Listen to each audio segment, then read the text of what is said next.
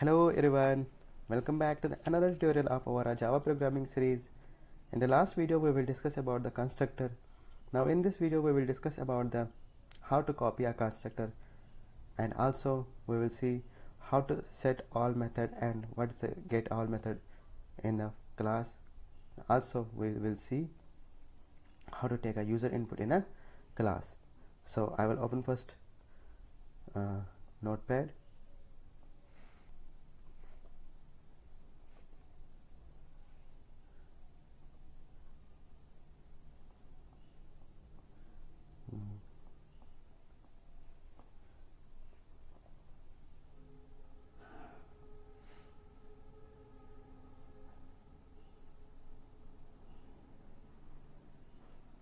So last video में हमने इस एग्ज़ाम्पल को डिस्कस किया था। आज हम इसी एग्ज़ाम्पल के साथ और काम करेंगे। तो पहले हम देखेंगे हम कॉपी कैसे कर सकते हैं कंस्ट्रक्टर को। पहले उसके लिए हम कोड करेंगे। यहाँ पर हम क्या करते हैं कि नया सा कंट्रोल डी करता हूँ इसको, जो आपको भी दिख जाए। यहाँ पर लिखूँगा कॉपी कंस्ट्रक्टर।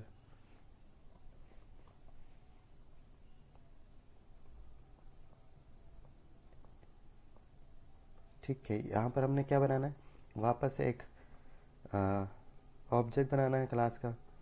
p3 नाम से मैंने बनाया, न्यू किया पर्सन, वापस पर्सन 1 से, और इसमें मैंने कुछ डेटा नहीं रखा। हमें चाह रहा हूँ पर्सन 3 के अंदर मैं कौन सा डेटा भेजूँ, पर्सन 2 का डेटा। ठीक है ना, मैं क्या पास कराऊंगा इसमें, पर्सन 2 का रेफरेंस वेरिएबल। ठीक, अब इसको कैच करने के लिए मेरे को ऊपर ऐसे कंस्ट्रक्टर भी बनाना पड़ेगा। मैं क्या करूँगा, फिर ही डॉट शो डेटा ऐसे, और यहाँ पर चलो हम ऊपर बना लेते हैं। यहाँ पर हम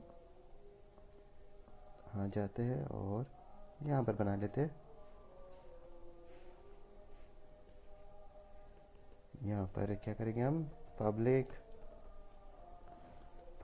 पर्सन, और इसके अंदर हमें क्या लेना है, क्लास पर्सन नाम से ही लेंगे और उसका ऑब्जेक्ट बना देते हैं हम।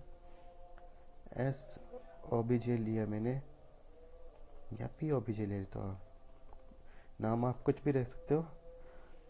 अब ये कॉल हो जाएगा। अभी मैंने इसमें क्या भेजा, ये डेटा भेजा। अब इसको कैच करने के लिए मेरे को ऊपर वेरिएबल में डालना। पहले हम p1 का भेजेंगे। p1 में हमारे पास कुछ नहीं है, तो डिफ़ॉल्ट वैल्यू क्या जाना चाहिए, नल और ज़ीरोज़। ठीक है, चलो चेक करते हैं।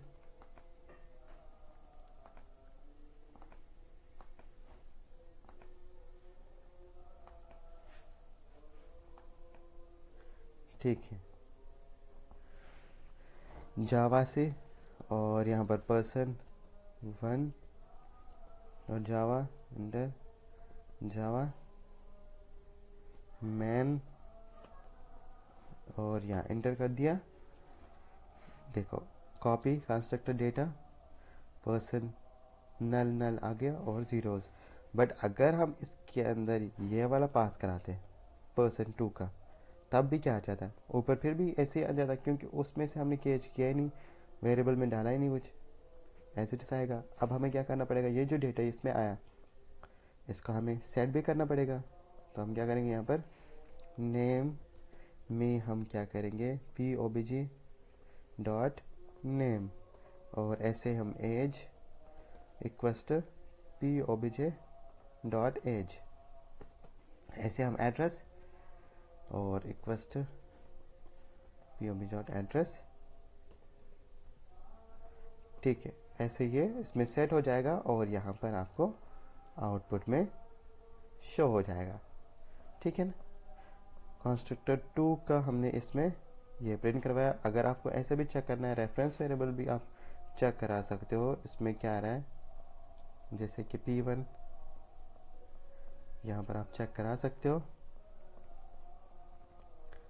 ओके, यहाँ पर मैं आपको इसको प्रिंट करा के दिखाता हूँ। सिस्टम डॉट आउट .print और यहाँ पर इसमें हम इसका रेफरेंस वेरिएबल बनाते हैं /t, और यहाँ पर हमने क्या प्रिंट कराना है, p3, और इसी को मैं कॉपी करता हूँ और p3 को यहाँ पर भी प्रिंट कराता हूँ, यहाँ पर लिखता हूँ p2। ठीक है, और अब चेक करते हैं दोनों में सेम रेफरेंस जा रहा है नहीं, वो सब दोनों में सेम रेफरेंस। 1 मिनट, यहाँ पर हमने p3 में p2 का वैल्यूज़ डाले और यहाँ पर p2 में जो वैल्यू रेफरेंस वेरिएबल तो अलग ही बनेगा, वैल्यूज़ उसमें सेम जाएंगे। जैसे कि यहाँ पर आप देख सकते हो,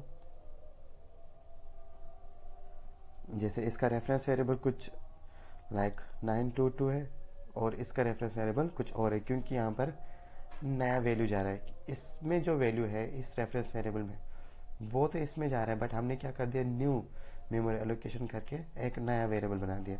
अगर डायरेक्टली डाल देते तब जाकर इसमें आ जाता। ठीक है, और ये तो हुआ कॉपी कंस्ट्रक्टर। ना इसमें हम एक और चीज़ देखते हैं, विथआउट। हम अपनी पीडीएफ पे आ जाते हैं,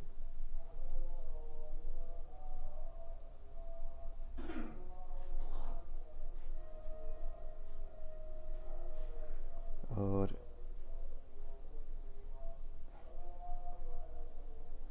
यह हमारी पीडीएफ थी। उसमें हमें देखा था how to copy value without a constructor in Java, like copying value with a use of constructor example, जैसे हमने ये पास कराया था। अब copying value without the constructor example, constructor के बगैर कैसे आप कर सकते हो, मतलब आप अगर कंस्ट्रक्टर का रेफरेंस वेरिएबल पास ना कराओ, डायरेक्टली वैल्यूज में पास कराओगे, तो ऐसे कुछ। यहाँ पर देखो एक और वेरिएबल बनाते हैं हम, इसी को मैं कॉपी कर लेता हूँ और इसमें हम चेंजेस कर लेते हैं। अब यहाँ पर p4 नाम से मैंने कंस्ट्रक्टर बना दिया और रेफरेंस वेरिएबल बना दिया। अब मैं क्या कर रहा हूँ, इसमें कुछ नहीं करा रहा हूँ। ठीक है, और यहाँ पर p4 रहने देते एज इट इज। अब p4 के अंदर मैंने को क्या करना था, p2 डॉट नेम, जो p2 में नेम होगा वो डाल देना p4 डॉट नेम के अंदर। ठीक, ऐसे आप यहाँ पर स्टैटिक वे में भी कर सकते हो, जैसे एज है और ऐसे एड्रेस, और यहाँ पर भी ऑफ एड्रेस और यहाँ एज। ठीक, ऐसे भी आप करा सकते हो। अब यहाँ पर कॉपी कंस्ट्रक्टर विथआउट कंस्ट्रक्टर, अभी तक हमने किया था कंस्ट्रक्टर के थ्रू, यहाँ पर हम लिखेंगे without constructor, copy values with out constructor.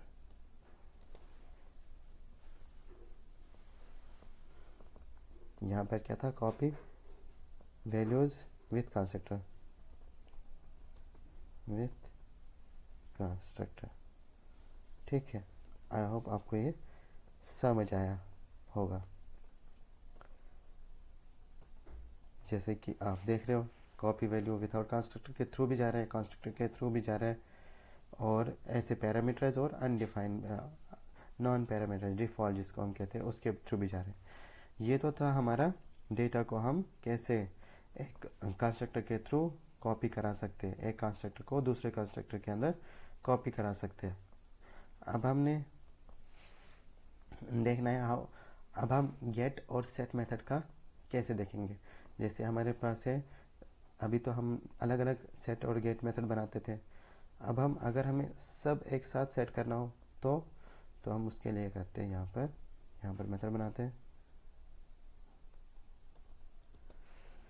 Set all method. यहाँ पर मैं लिख लेता हूँ सेट ऑल डेटा, ऐसे लिखता हूँ। अब यहाँ पर हम क्या करेंगे, पब्लिक वाइड सेट ऑल, और सेट ऑल करने के बाद हम क्या करेंगे, इसमें नीचे से इस फंक्शन को कॉल कराएंगे। अभी के हमारे पास स्ट्रिंग नेम है इंट एज है और स्ट्रिंग एड्रेस है। ठीक, अब यहाँ पर हम क्या करेंगे, नेम के अंदर सेट नेम के अंदर हमने कर दिया एन पास और सेट एज के अंदर हमने पास कराया ए। और वैसे आप सेट एड्रेस के अंदर पास करा सकते हो एडी। ऐसे सेट हो जाएगा। ऑल गेट ऑल करना हो तो हम क्या करेंगे, यहाँ पर गेट ऑल भी कराते हैं, पब्लिक स्ट्रिंग। और यहाँ पर हम स्ट्रिंग क्यों बना रहे हैं, क्योंकि हमारे पास इंटीजर भी है और एज वेल एज हमारे पास स्ट्रिंग डेटा भी है और इंटीजर डेटा भी है। उस लिए हमें बनाना पड़ेगा स्ट्रिंग की एरे। अदरवाइज जावा में ऐसा पॉसिबल नहीं है कि आप एरे इंटीजर की बनाओगे उसमें स्ट्रिंग भी पास करा सकते हो। अब स्ट्रिंग में पॉसिबल है, तो इसलिए हमने स्ट्रिंग की एरे बनाएंगी। यहाँ पर इसको करेंगे गेट डेटा या गेट ऑल कर सकते हो। और यहाँ पर आपको करना है ऐसे। और यहाँ पर आप क्या बनाओगे, स्ट्रिंग नाम से एक वेरिएबल एरे बनाओगे, स्ट्रिंग str arr कर दो और उसके अंदर रिक्वेस्ट न्यू स्ट्रिंग की एरे बना दी और इसमें साइज जो भी रखना है वो रख दो। अभी क्या हमारे पास 3 है तो 3 रख देते हैं। अब हम क्या करेंगे, ये जो arr 0 इंडेक्स है, ठीक है, इसमें हम क्या करेंगे, गेट नेम पास कराएंगे और ऐसे हम यहाँ पर गेट एज और गेट एड्रेस, ठीक है, यहाँ पर हम करेंगे 2, यहाँ पर करेंगे 1 और रिटर्न हो जाएगा रिटर्न रेफरेंस वेरिएबल। हम यहाँ से एरे का रिटर्न करवाएंगे। अब इसको हमें यहाँ पर शो भी कराना है, तो यहाँ पर हम क्या करेंगे, पहले सेट मेथड को कॉल कराएंगे, एक और वेरिएबल बना लेते हैं हम। यहाँ पर हम क्या करेंगे, एक ऐसे और यहाँ पर हम लिखेंगे सेट ऑल डेटा। ठीक, ओके। यहाँ पर जैसे मैंने कंस्ट्रक्टर बना दिया, ये वेरिएबल बना दिया और ऑब्जेक्ट बनाकर कॉल करा दिया। और यहाँ पर अब आनेगा P4 P5। अब उसके अंदर हम पहले P5 dot set all method call हो जाएगा। अब इसके अंदर आपको वैल्यू भी भेजने पड़ेंगे। क्या क्या भेजोगे, एक तो नेम भेजोगे, नेम अभी के लिए हम कमर, और यहाँ पर हम एज और एड्रेस, ये हमने भेजा। और फिर हम शो कराएंगे, ऐसे भी हो जाएगा। और यहाँ पर आप लिखो फायो, जाओ यहाँ पर, और गेट ऑल में क्या दिक्कत है देखते हैं, कुछ मिसिंग तो नहीं है। It can not be convert string, ठीक है। तो यहाँ पर इसको कन्वर्ट करने के लिए हमें क्या करना पड़ेगा, string dot value of method convert कर देगा इंटीजर को स्ट्रिंग के अंदर, ठीक है। ऐसे हमने इसको लिया। अब चेक करते हैं, अब कोई इशू नहीं है, ठीक है। आप देख सकते हो सेट ऑल डेटा हो गया, वो भी प्रिंट भी हो जाएगा, प्रिंट भी हो गया। अब हमें गेट ऑल करना है। गेट ऑल मेथड कैसे वर्क करेगा, हमें वापस ही यहाँ पर मेन के अंदर एक ऑब्जेक्ट बनाना पड़ेगा। और यहाँ पर हम क्या करेंगे, गेट ऑल, यहाँ से ये हटा देते, गेट ऑल डेटा, ठीक है। यहाँ से हम बनाएंगे स्ट्रिंग की एरे st, और इसके अंदर हमने क्या करना है, किसको कैश करना है, उस एरे को। तो हम क्या करेंगे, एक ऑब्जेक्ट भी बना देते हैं ना यहाँ पर, पहले पर्सन का, पर्सन नाम से 1 किया और उसका P6 P6 equals to new person 1, ठीक। और यहाँ पर P6 से P6 डॉट कर देते हैं get all,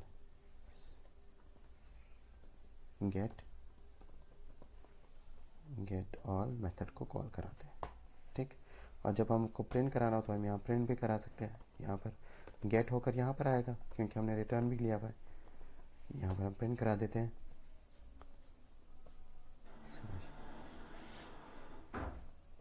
name is plus st dot name, है ना। st के अंदर 0 इंडेक्स पे जो है वो आ जाएगा यहाँ पर, ठीक है। अब देखते हैं ये हमारा यहाँ पर और अनडिफाइन आ गया नेम, ओके ठीक है। इसमें अनडिफाइन क्यों आया?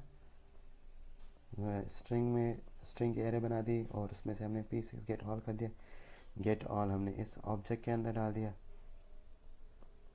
st स्ट्रिंग का 0 इंडेक्स पे रिटर्न होकर आना चाहिए था। एक मिनट, हमने यहाँ पर रिटर्न से इसे भेजा ना, हाँ ARR को रेफरेंस वेरिएबल के थ्रू इसको कैच हमने एरे में किया, बस एरे को प्रिंट कराया, स्ट्रिंग की एरे को equals to P6 get all के बाद ये फंक्शन कॉल तो हुआ, बट यहाँ पर हम इसको कॉल कराते हैं P6 डॉट स्ट्रिंग, और यहाँ पर ये बोलेगा क्योंकि हमने एरे बनाया तो एरे के अंदर ये आना चाहिए 0 इंडेक्स पे, नेम 0 इंडेक्स पे हमने डाला ना, हाँ डाला हुआ है, ओके ओके ओके। यहाँ पर आपको क्या करना पड़ेगा, ARR की गेट नेम तो किया, गेट नेम फंक्शन इसमें चला गया एरर के अंदर, चेक करते हैं पर आया नहीं आया, स्टम डॉट और डॉट प्रिंट, और यहाँ पर हम चेक करते हैं ARR का 0 इंडेक्स, अगर यहाँ चला गया तो वहाँ पर भी आ जाएगा।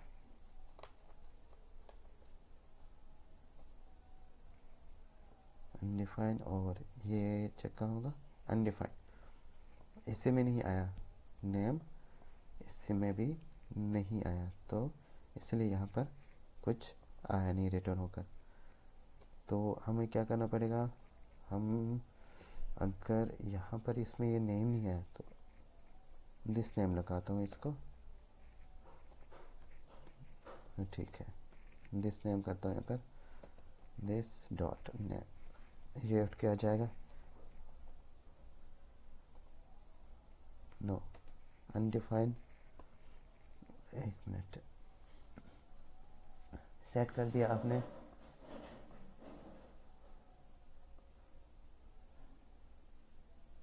पर्सन 1 का गेट ऑल रिटर्न होकर आ जाएगा, और पहले सेट हमने किया, सेट में जो आया होगा, ओके।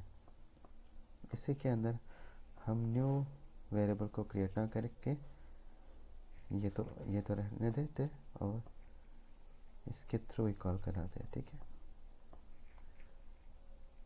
ठीक है, शो, और यहाँ पर 5 कर देते हम,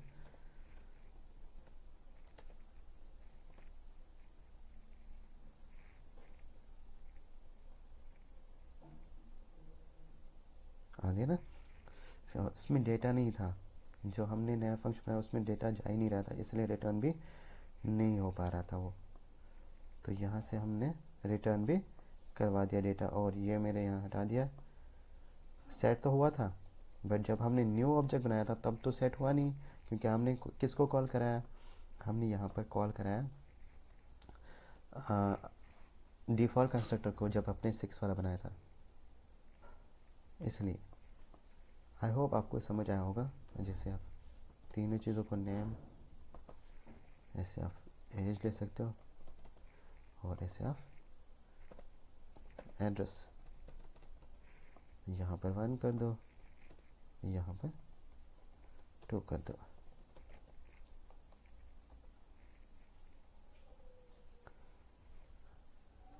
ये तो था गेट और सेट ऑल। अब हम देखते हैं इनपुट फंक्शन। यूज़र से एक नया वेरिएबल बनाते हैं, ऑब्जेक्ट बनाते हैं p6 नाम से, और इसके थ्रू हम क्या करेंगे, take a user input p6 dot user input. User input एक फंक्शन हमारी है, सेट करेगा डेटा को, फिर हम शो करवा देते। आ जाओ, यहाँ पर हम बना लेते यूज़र इनपुट फंक्शन। यहाँ पर हम public wide user input data, ठीक। हम यहाँ पर पहले क्या करेंगे, system dot out dot print,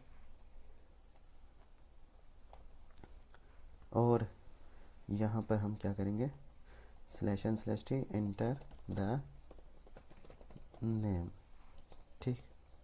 और यहाँ पर हम क्या करेंगे, सेट कर देंगे नेम को। सेट नेम के अंदर या तो आप ऐसे भी कर सकते हो पहले, एंड स्ट्रिंग एंड, और इसके अंदर इंटीजर, दोनों तरीके से दिखाता हूँ। फ्रेंड स्ट्रिंग इंटीजर डॉट पास इन, और यहाँ पर कर सकते हो सिस्टम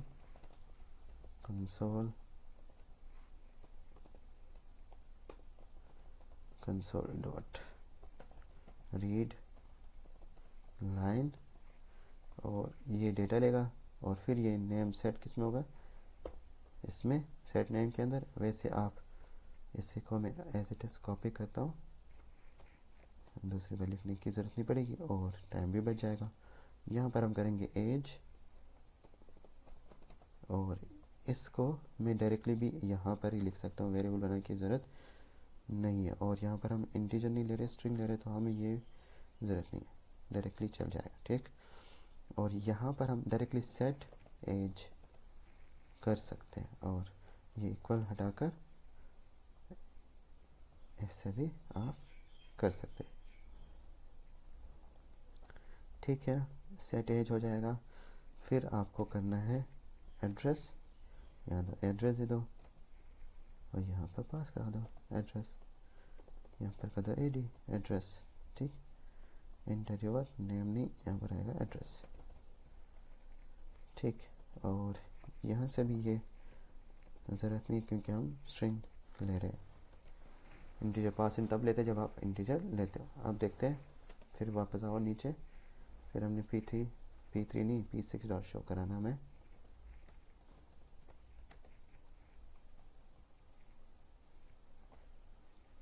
नेम ले लिया आपने, अब यहाँ पर लिया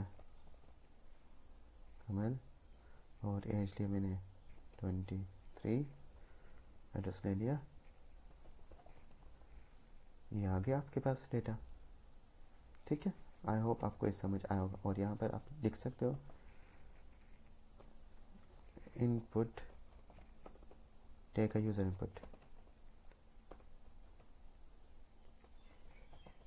इनपुट डेटा, ऐसे आप यूज़र से इनपुट कर सकते हो। सेट और गेट मेथड ये हमने इस वीडियो में देखा।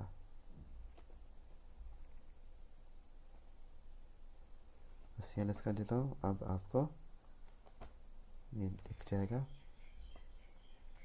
पहला डिफ़ॉल्ट कंस्ट्रक्टर है, फिर पैरामीटराइज कंस्ट्रक्टर है, फिर आपके पास कॉपी, फिर कॉपी वैल्यू विदाउट कंस्ट्रक्टर, और सेट ऑल डेटा। अब गेट ऑल डेटा क्या, टेक यूज़र इनपुट, जैसे मैंने अब लिया कमल ले लिया, और एच दिया मैंने 32, एड्रेस ले लिया अजमेर, ये आपके पास डेटा आ गया यूज़र इनपुट का, ठीक है। आई होप आपको समझ आया होगा।